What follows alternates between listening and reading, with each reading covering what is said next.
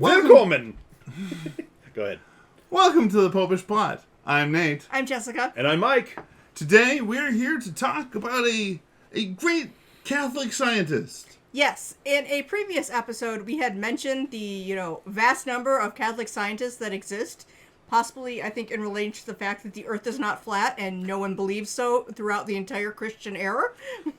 So we're going to go and probably end up starting a whole series on great Catholic scientists throughout the ages. And Because there's just so many, we couldn't possibly cover them all in one or even two episodes. Nope. So it'll be a recurring feature. we're not going to cover them all as it is, but, You in can't fairness- cover them all. And in fairness, the ones that we do cover, they've done enough that to try and make them share an episode with another person might actually be doing them a disservice. Well, we may put all the Jesuits who have craters on the moon, and we may put all of them into one episode. Oh, sure.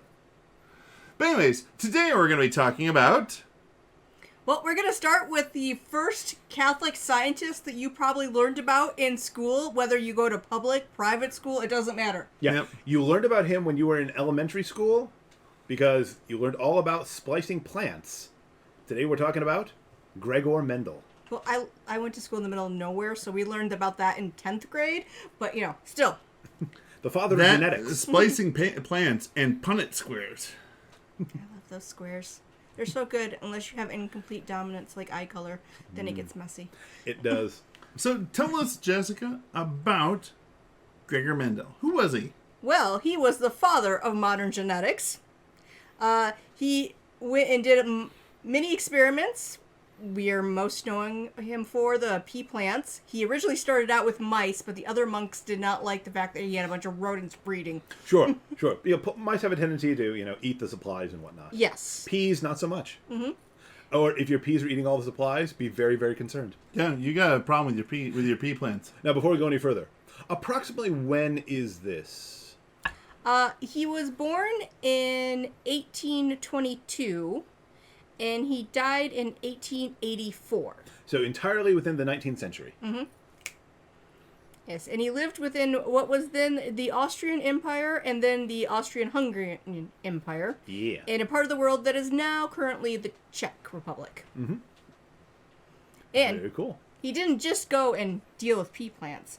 He is known for being a meteorologist, So weather, a mathematician. so mathematics.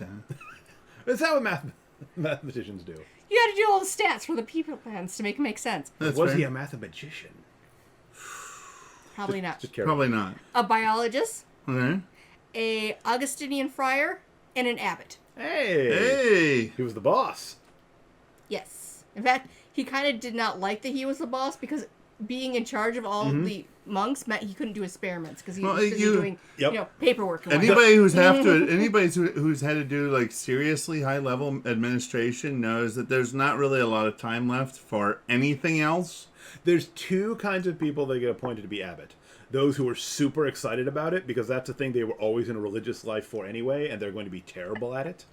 Or the ones who are in religious life to go closer to God, and being abbot is a sacrifice they have to make for the community that they'd really, if they had their druthers, they'd rather not do. Well, he was kind of mostly one, but not completely, because he actually went and became a monk in part because that way he could continue his education. Nice. As during that time, the monasteries where, a lot of study took place, and, he had gone to school. His parents were farmers, and he, as a child, worked as a gardener and a beekeeper. And he studied practical and theoretical philosophy and physics at university. Sure. And then afterwards he became a monk so he could continue his studies, because there are very few jobs where you can, spend your time doing studying and experiment, independently wealthy. Unless you're, Well, some kind of independently wealthy nobleman, you're not going to be able to do or it. an academic. Mm-hmm. Yeah. Yep. Yep. He worked as a substitute high school teacher. However, he never got certified. He tried on multiple occasions too, and he kept failing the oral part of the exam. Well, if there's any number of reasons. The Austrian Empire was a very polyglot empire, so maybe he was stronger in one language. We're just going to say Czech, and maybe the exam was given in German. Yep. or maybe he wasn't a good public speaker. They don't go into exactly why he failed. Just that, the actual, test of your knowledge he got, good. But the part where it's like you have to interact and talk with people. It's really cruel history when you focus on somebody's failures. From 1856 through 1863 is when he did his pea plant experiments that established his laws of inheritance. Mm-hmm. He worked on 7 characteristics: height, pod shape, color, seed shape, color, and flower position in its color. He coined the terms recessive and dominant. Nice.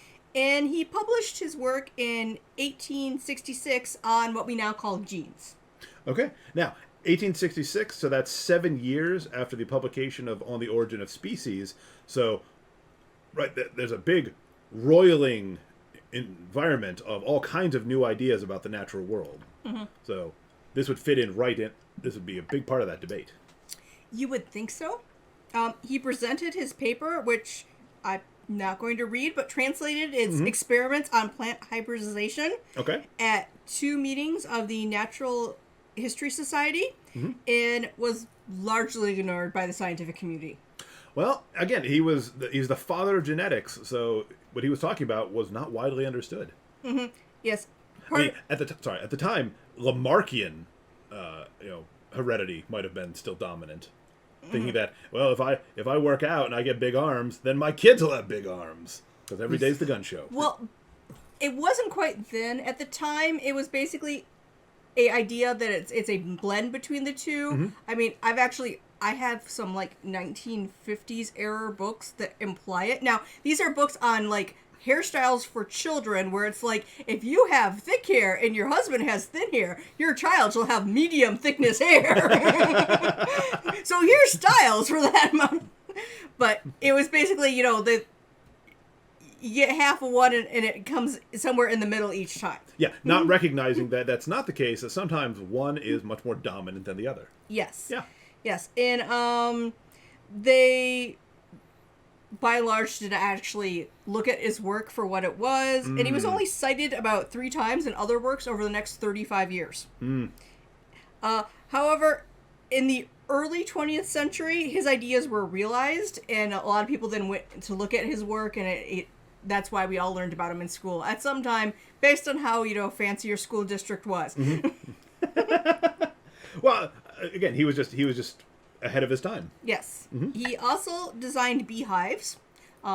Pretty much everything about his work with bees has been lost over time. I really kind of want to see what a Mendelian beehive looked like. He founded the Austrian Meteorological Society.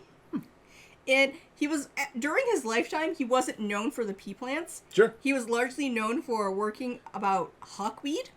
Oh, of course, everyone. Famous work on hawkweed. Which is interesting because they're one of those ones that make the squares complicated, as they don't quite work out as easily as pea plants, and there was a lot of, They have things. some of those imperfect dominance ones. So even though it kind of went against what we think of as his major work because they didn't quite understand how it worked yet, he still, published and reported on this, and that's what everyone... It was apparently a big thing at the time. They're like, we want to know all about hawkweed. The cool kids were into hawkweed, sure.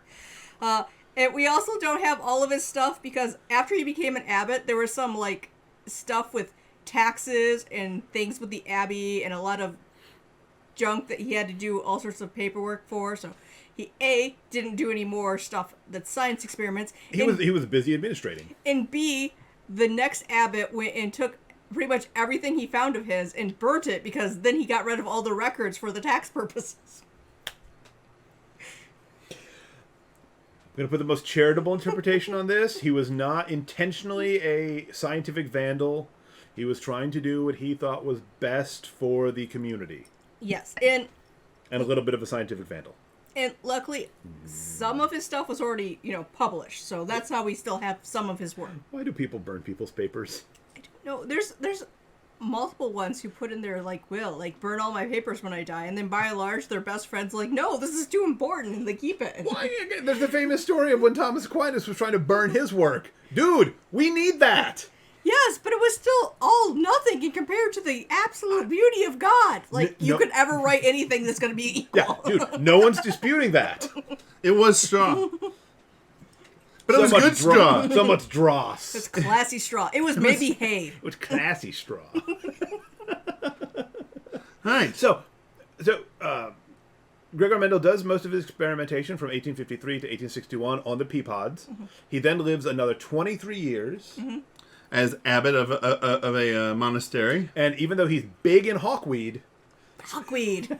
It's the future. he I'm going to dies. start growing it in the backyard. He dies then in, I would assume, relative scientific obscurity, Yep. only to be rediscovered several decades after his death. Yes, when people were doing more experiments and went, wait, now this stuff makes sense. Wasn't there somebody who already... Wait, this all seems to work out a certain way. Wasn't there somebody who... I remember hearing something about somebody who did a thing on this If only stuff. there was some kind of foundational work that we could cite. And yet, so you're saying that he's the father of genetics and an Augustinian friar and abbot. Yes. He apparently didn't see any contradiction or conflict between science and religion. No- Again, nor he did- joined religion to be better at doing science. Nor did Boom. any of his superiors who let him do the work and didn't go and immediately chastise him and lock him in a tower and say no, none of that here. We'll not have any of your blasphemous heretical science. No, once he got not doing the we're breeding rodents in the basement part, they're like, oh, yeah, that's food. Knock yourself That's out. fine. Again, oh, go bees, for it. we need the honey. That's good. These creatures are known as vermin.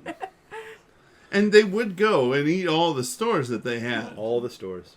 And it does seem like a poor plan to purposely cause them to breed more. Especially if you're breeding like super mice. Well, I mean, he wasn't at the point where he was, controlling things. But who knows where it would have gone.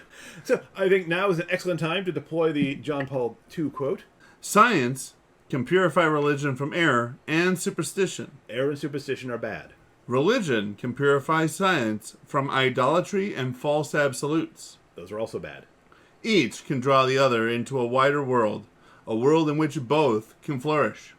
So go down below, hit the subscribe button, the bell next to it, hit that thumbs up. If by some chance you're one of those people who wants to hit a thumbs down, please remember that we do ask, if you're going to do that, to go down to the comment section below and tell us where we messed up. If you give any of the scientist episodes a thumbs down, we're going to assume you're a flat earther. Yep. It's just a given. I might want to thumbs down this one because he's the one who showed that you're genetically more predisposed to get certain traits that I dislike. So you want to go and so you want to That's go not and his fault. So you wish you were still living in is there ignorance. some genetic trait that makes it easier to do this?